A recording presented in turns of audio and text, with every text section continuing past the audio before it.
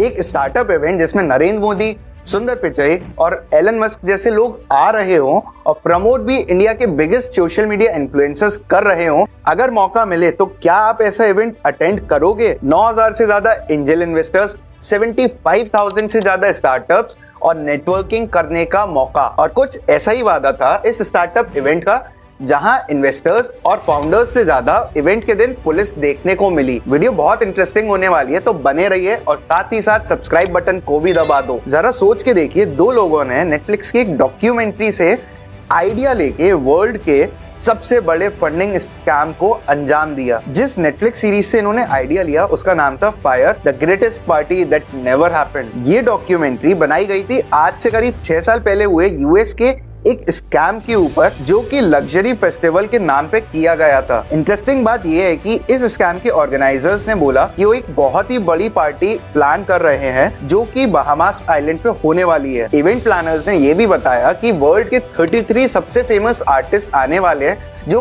इस आइलैंड पे नियरली अगले 2 हफ्ते में परफॉर्म करने वाले हैं और साथ ही रुकेंगे भी। आने वाले लोगों को एक्सपेंसिव रिजॉर्ट्स और विलास दिए जाएंगे विद एक्सपेंसिव फूड कुजीन्स। इस सारे स्कैम को प्रमोट करने के लिए सोशल मीडिया का यूज किया गया। अब क्योंकि केंडल जेनर, बेला हदीद जैसी फेमस पर्सनालिटीज ने इसको प्रमोट किया था, तो लोगों ने आसानी से भरोसा भी कर लिया और इवेंट के हाई एंड टिकट्स भी परचेज कर लिए। इवेंट में आने वाले काफी सारे लोग तो ऐसे थे जो एक्चुअली में वो टिकट्स अफोर्ड भी नहीं कर सकते थे, पर क्योंकि उनकी फेवरेट पर्सनालिटीज आ रही थी तो उन्होंने कैसे ना कैसे जुगाड़ करके टिकट्स परचेज कर ली। वहां पहुंच के उनके होश उड़ जाते हैं। जो आर्टिस्ट एक्सपेक्ट कर रहे थे तो उनमें से तो कोई भी वहां नहीं था। और जहां पे रुकने के लिए लग्जरी विलास की बात हुई थी, उनको रुकने के लिए टेंट्स दिए जाते हैं। कहने के लिए एक्सपेंसिव कुजीन्स की जगह नॉर्मल सैंडविचेस दिए गए और धीमे धीमे रियलाइज होता है कि उनके साथ एक बहुत बड़ा स्कैम हो गया है। सेम ही तरह से ये इवेंट इंडिया में भी रिक्रिएट हुआ, बट एक डिफरेंट स्टाइल के साथ। वहां पे म्यूजिक फेस्टिवल था, यहाँ पे वर्ल्ड का सबसे बड़ा स्टार्टअप फंडिंग इवेंट था। काफी सारे लोगों और बड़े बड़े स्टार्टअप्स को करोड़ों का नुकसान हुआ था, पर इस सारे स्कैम की शुरुआत हुई थी लास्ट ईयर 2022 में, लगभग 1 साल पहले, जहां 2 लोग यानी कि ल्यूक तलवार और अर्जुन चौधरी ने एक प्लान बनाया, जहां पे ये लोग एक बहुत बड़े स्टार्टअप फंडिंग इवेंट के नाम से वर्ल्ड का सबसे बड़ा स्टार्टअप फंडिंग इवेंट करवाने का सोचते हैं। इस पूरे इवेंट का मेन थीम ये रखा गया कि डिफरेंट स्टार्टअप अपने बिजनेस आइडियाज और पिचेस को बड़े बड़े इन्वेस्टर्स को पिच कर सकते हैं और 2-3 दिन के इस इवेंट में बड़ी बड़ी फंडिंग ले सकते हैं। सारी चीजों को देखते हुए इवेंट का स्लोगन रखा गया, बहुत हुआ ज्ञान, अब फंडिंग की बारी। इवेंट को लेके काफी बड़े बड़े क्लेम्स भी किए गए, जैसे कि इस इवेंट में 75,000 से ज्यादा स्टार्टअप्स आएंगे ऑल ओवर वर्ल्ड से। सभी स्टार्टअप्स को एक दूसरे से नेटवर्किंग करने का फायदा मिलेगा। स्टार्टअप्स अपने आइडियाज बड़े बड़े इन्वेस्टर्स को पिच कर सकते हैं। ऊपर से आने वाले इन्वेस्टर्स कोई छोटे मोटे नहीं होंगे, बल्कि 1500 से भी ज्यादा इंस्टीट्यूशनल इन्वेस्टर्स होंगे। साथ ही 9,000 से ज्यादा एंजल इन्वेस्टर्स होंगे जो इस इवेंट में 50 डिफरेंट कंट्रीज से आने वाले हैं। साथ ही इन्होंने ये भी बोला कि जो भी इन्वेस्टर्स आ रहे हैं उनका total asset management 49.6 lakh crore से भी ज्यादा है। साथ ही काफी बड़ी बड़ी कंपनीज को भी अपना ऑफिशियल पार्टनर बनाया, जिसका इस इवेंट से कोई लेना देना नहीं था। अब सबसे ज्यादा मजेदार बात तो ये थी कि इन्होंने अपनी टिकट्स बेचने के लिए ये तक कह दिया कि इस इवेंट में हमारे ऑनरेबल प्राइम मिनिस्टर यानी नरेंद्र मोदी जी भी एज चीफ गेस्ट आने वाले हैं और कुछ स्पेशल अनाउंस भी करेंगे। कुछ टाइम बाद जब इनको ये रियलाइज हुआ कि ये तो यार काफी ज्यादा झूठ कह दिया, इन्होंने पीएम का नाम हटा के एलन मस्क, सुंदर पिचाई, गौतम अदानी जैसे लोगों का नाम भी ऐड कर दिया और ये बताया कि ये सारे लोग यहाँ पे एज इन्वेस्टर्स और चीफ गेस्ट बन के आएंगे, जिससे ये लोग अपनी एक्सट्रीमली हाई टिकट जो कि 8 से 20,000 तक की है वो बेच सकें और उनकी प्राइसेस को जस्टिफाई कर पाएं। नवंबर 2022 में इन लोगों ने अपने इवेंट का promotion different social media platforms जैसे ट्विटर, फेसबुक, इंस्टाग्राम पे स्टार्ट कर दिया और डिफरेंट फॉर्म्स ऑफ एड्स का यूज किया। ये एड्स देख के पहले तो लोगों को ये इवेंट फेक लगा। अब उनको ये लगा कि एलन मस्क जैसी पर्सनालिटीज इस इवेंट में कभी नहीं आएंगी, पर जिससे लोग आपस में कम्युनिकेट ना कर पाए और इस इवेंट के बारे में पता ना कर पाए, इन्होंने सभी एड्स में कमेंट सेक्शन ही ऑफ कर दिया। ऐसा करने से काफी सारी टिकट्स तो बिक गई, पर जो इनका रिस्पॉन्स था वो इनकी एक्सपेक्टेशन के अकॉर्डिंग नहीं था। अब सब चीजों को ऑथेंटिक दिखाने के लिए इन्होंने एक और प्लान बनाया। अब इस प्लान के चलते इन्होंने इस इवेंट की डेट को थोड़ा सा आगे कर दिया। जहां ये इवेंट पहले जनवरी 2023 में हो रहा था, अब वो मार्च 2023 में होने वाला था और इवेंट का वेन्यू जो था वो भी चेंज कर दिया। चीजों को एक्चुअल दिखाने के लिए इन्होंने एलन मस्क, सुंदर पिचाई और गौतम अदानी के नाम को हटा दिया और इसकी जगह नाम यूज किए जैसे कि श्री नितिन गडकरी जी का,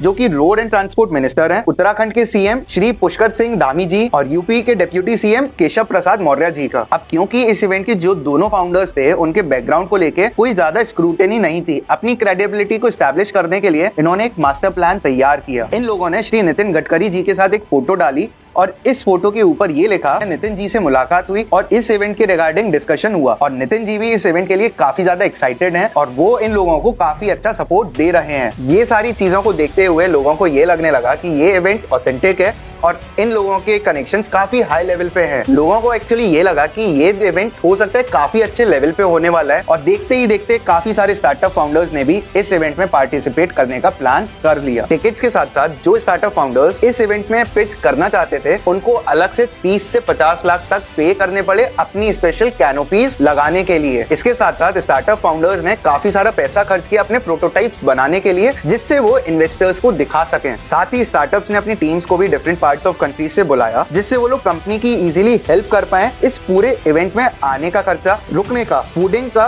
और भी बहुत सारे खर्चे जो कंपनी को अपने खुद की तरफ से ही पे करने थे। इतने सारा पैसा खर्च करने के बाद जब ये लोग उस वेन्यू पे पहुंचे, इन लोगों के होश ही उड़ गए। आप खुद सोचो, इतना पैसा खर्चो और मिले क्या? कुछ नहीं। जैसे जैसे इन्वेस्टर्स उनको बोले गए आने वाले हैं, उनमें से कोई भी वहां नहीं था। साथ ही जो बड़े बड़े पार्टनर्स और इवेंट्स के बारे में बात हुई थी, उनमें से भी कोई वहां नहीं था। सब देख के लोगों में काफी ज्यादा गुस्सा था और तुरंत ही पुलिस को वहां बुला लिया गया। अब दिमाग में एक क्वेश्चन आ सकता है कि यार लोगों का तो ठीक है, पर इन स्टार्टअप्स ने इतने बड़े बड़े पैसे खर्च करने से पहले इस पूरे इवेंट की क्रेडिबिलिटी को क्रॉस चेक क्यों नहीं किया और ये लोग इतनी जल्दी इसमें कैसे फंस गए? इन सारी चीजों के मुझे दो बड़े रीजंस मिले। पहला था इन्फ्लुएंसर मार्केटिंग। अब इस इवेंट को प्रमोट करने के लिए इन लोगों ने काफी बड़े बड़े इन्फ्लुएंसर्स का यूज किया, जैसे चेतन भगत, राज शमानी, अंकुर वारिकू और प्रफुल्ल बिल्लौर, जहां इन लोगों ने अपनी अपनी वीडियोस में ये बोला कि ये काफी अच्छा मौका हो सकता है फंडिंग पाने के लिए, कुछ नया सीखने के लिए और नेटवर्किंग क्रिएट करने के साथ साथ कुछ इन्फ्लुएंसर्स ने ये तक बोल दिया कि वो खुद भी इस इवेंट में आएंगे। इन इन्फ्लुएंसर्स की क्रेडिबिलिटी, फैन फॉलोइंग और ट्रस्ट फैक्टर के चलते लोगों को बहुत आसानी से इनकी क्रेडिबिलिटी पे ट्रस्ट हो गया। सेकंड जो सबसे बड़ा रीजन था वो था स्टार्टअप विंटर्स। अब सबको ये तो पता है कि 2019 से लेकर 2021 तक इंडियन स्टार्टअप्स को काफी बड़ी बड़ी फंडिंग्स मिली और इस पीरियड को इंडियन स्टार्टअप्स के लिए गोल्डन पीरियड भी बोला जाता है। पर 2021 के बाद वर्ल्ड की जो बड़ी बड़ी कंट्रीज हैं वो इकोनॉमिकली स्ट्रगल कर रही हैं और इसी वजह से काफी सारे जो स्टार्टअप्स हैं उनको फंडिंग मिलना आसान नहीं है और इसी वजह से काफी सारे जो स्टार्टअप्स हैं उनका जो फंडिंग वेल है वो सूख गया है और सभी लोग फंडिंग के लिए काफी ज्यादा स्ट्रगल कर रहे हैं। इन सारी चीजों के चलते हुए काफी सारे स्टार्टअप्स हैं जो फंडिंग्स के लिए परेशान हैं। इस इवेंट को एक अपॉर्चुनिटी देखते हुए फंडिंग्स को रियलाइज करने के लिए उन्होंने इस इवेंट में पार्टिसिपेट किया था, पर किसे पता था कि ये दो लोग इन सारी सिचुएशंस का गलत फायदा उठाएंगे। एक बात और है गौर करने की कि जब से इंडिया में शार्क टैंक चालू हुआ है तब से काफी सारे लोगों को स्टार्टअप करने का भूत सवार हो गया है, जो कि बिल्कुल गलत नहीं है। पर आज के टाइम स्टार्टअप करना और लोगों के दिमाग में बिजनेस और उसके फंडामेंटल्स इंपॉर्टेंट है ही नहीं, बल्कि बड़ी बड़ी फंडिंग उठाने के लिए करना चाहते हैं और सबको जल्द ही अपनी कंपनी को यूनिकॉर्न बनाना है। अब भले ही ये स्कैम पकड़ा गया, पर सच्चाई ये ही है कि जिन जिन लोगों ने इस स्कैम में अपना पैसा गवाया है उनको वो पैसा कभी नहीं मिलने वाला। पर इस पूरे स्कैम से एक बात सीखने वाली है कि सोशल मीडिया पे जो भी हम बातें सुनते हैं, भले ही वो आपका कितना ही फेवरेट इन्फ्लुएंसर क्यों नहीं कह रहा हो, आपको ब्लाइंडली उस पर भरोसा नहीं करना है। खुद से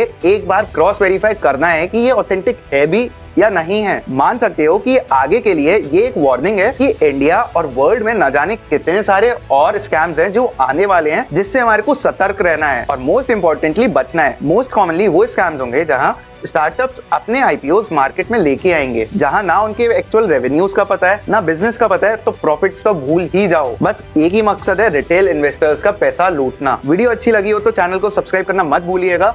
ऐसे ही नई नई और इंटरेस्टिंग वीडियोस के साथ हम लोग वापस मिलेंगे।